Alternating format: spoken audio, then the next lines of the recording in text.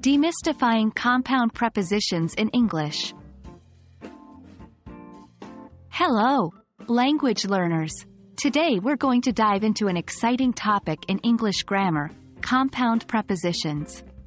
Compound prepositions are prepositions that are made up of two or more words.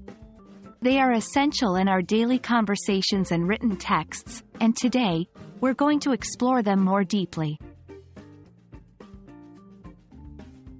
Before we get into compound prepositions, let's do a quick review of what prepositions are. Prepositions are words that link nouns, pronouns, or phrases to other words within a sentence. They help to provide important details about time, location, direction, or manner.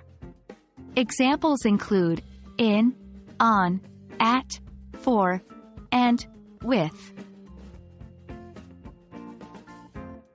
Now, let's move to the main topic. Compound prepositions are formed by combining two or more words. These words together act as a single preposition.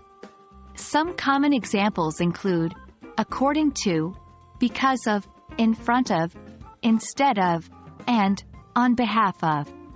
They perform the same function as simple prepositions, but they can add a bit more depth and complexity to your sentences. Let's look at how we use compound prepositions in sentences. According to the weather report, it will rain tomorrow. She could not come because of her illness. The cat sat in front of the fireplace. She took the bus instead of walking. He collected the award on behalf of his team. As you can see, each compound preposition links the noun or pronoun to the rest of the sentence, providing important contextual information. The best way to master compound prepositions is to practice. Try forming your own sentences using compound prepositions. Start by describing what's happening around you, or narrate a story using as many compound prepositions as you can. Remember, practice makes perfect.